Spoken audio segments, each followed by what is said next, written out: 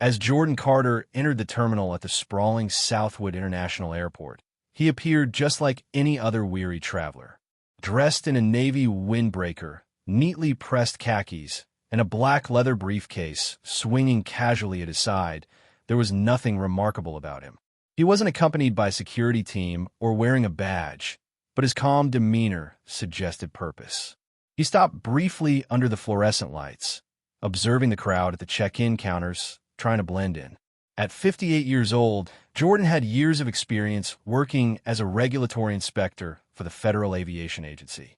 His past audits mainly focused on airline operations and safety measures. However, as reports of unfair treatment and racial profiling in airports began to rise, his role had shifted. Jordan's power lay in his observations and how he could document and report these incidents. Today was no different. His purpose wasn't just a routine check, it was personal. After receiving multiple complaints over the course of 2 months, Jordan was assigned a covert mission to see if there was truth behind the growing accusations of discrimination at certain gates. The complaints had one unsettling thing in common. Black and Latino passengers were being targeted by certain staff members for no apparent reason. At the time, no one knew Jordan's true identity, not the security agents, not the airline crew, and not the travelers around him. He made his way through the bustling terminal, all while keeping a sharp eye out for any signs of discriminatory behavior. Passing a coffee stand, Jordan ordered his usual, a simple Americano. The young barista, adorned with a nose ring, handed him the cup and asked, "Domestic or international?" "International," Jordan replied. He took a sip, savoring the heat, and responded, "Heading to Toronto." "Nice. Been there. A few times. Good city, nice people," Jordan said, half smiling. He wasn't thinking about the city, though. His focus was elsewhere, on the people. Specifically, the staff at Gate A14. As Jordan approached the gate, the overhead announcements rang out, beckoning passengers to prepare for their flights. The terminal was alive with activity, yet Jordan's attention never wavered. He made mental notes of the gate agents he passed, observing how they treated different passengers. Some were treated with a smile and swift service, while others were met with indifference. At Gate A14, the area was moderately full. Passengers milled around, some hunched over their phones, others deep in conversation. A woman in a red scarf balanced her baby as she scanned her device. A man in a sleek suit argued over his phone, and the faint aroma of soft pretzels and cleaning solution filled the air. Behind the counter stood a gate agent with platinum blonde hair, typing away rapidly. Her name tag read S. Clark, and her furrowed brow suggested she was either focused or frustrated. As Jordan approached the counter, he offered a friendly, "Good afternoon," checking in for the Toronto flight. She didn't immediately look up, but eventually took the passport he handed her, flipping it open. There was a brief hesitation as she scanned the page, her fingers hovering ever so slightly over the document. "Are you sure this is yours?" she asked without looking at him. Jordan blinked, confused. "Yes. This doesn't look right," she muttered under her breath. The suspicion was immediate and heavy. Jordan's experience told him this wasn't going to be a simple check-in. "Purpose of your visit?" she asked, clearly scrutinizing the passport. "Business," he replied, keeping it vague but truthful. "Where are you from?" she pressed. "Baltimore," he answered, his gaze steady. Without another word, she turned to the computer, typing rapidly. Her demeanor shifted as she scrolled through the records. Jordan observed her body language, the way she interacted with the other passengers, and the way she looked at him, as if he was a puzzle to be solved. He stepped aside, waiting quietly as instructed. He wasn't in a hurry. He knew how these things worked.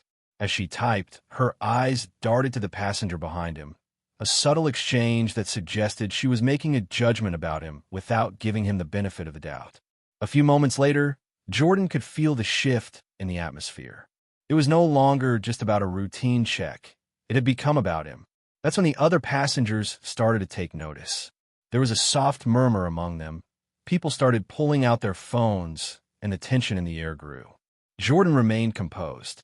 He didn't respond to the whispers, didn't escalate the situation. He simply waited. Then the agent finished her search and looked up at him. "This passport's a fake," she said bluntly. "Please step aside. Airport security will be here shortly."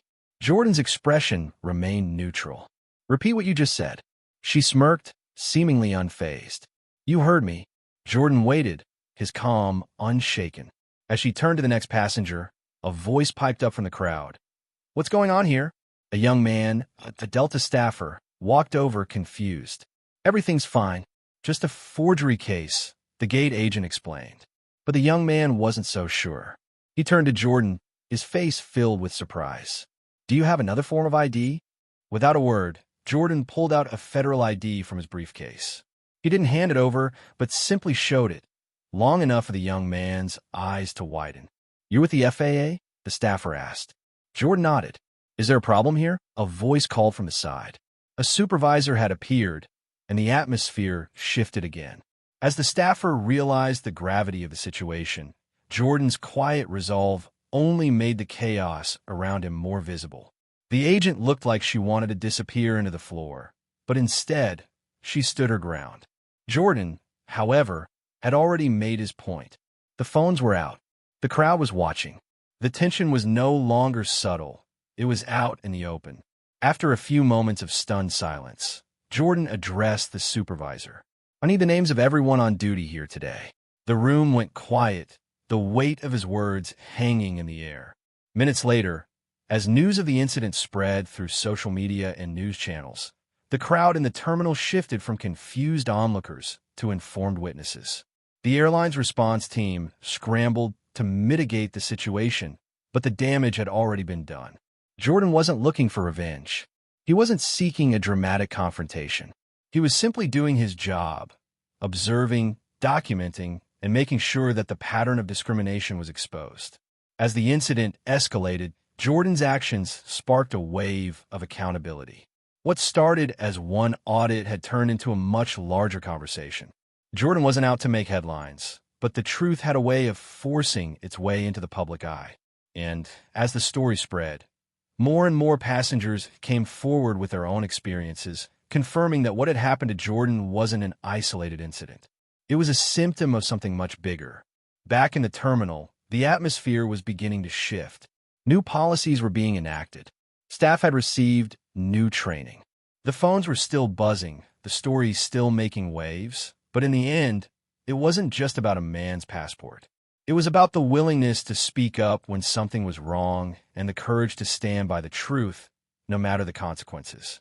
As Jordan walked away from the chaos of the terminal, the silence around him felt different, more deliberate, more aware. His job had never been about drawing attention to himself, but about holding the system accountable. His quiet observations had ignited a conversation that had been long overdue. What started as a single incident unfolded into a powerful movement, challenging biases and highlighting the need for change in an industry built on routine. The ripple effects were felt far beyond that airport, forcing those in power to confront uncomfortable truths. While the road to change was far from over, Jordan knew that with every voice raised, the system grew harder to ignore. The truth, once brought into the light, couldn't be erased.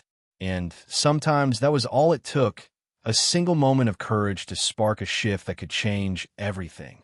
Jordan's job wasn't finished, but the work had begun.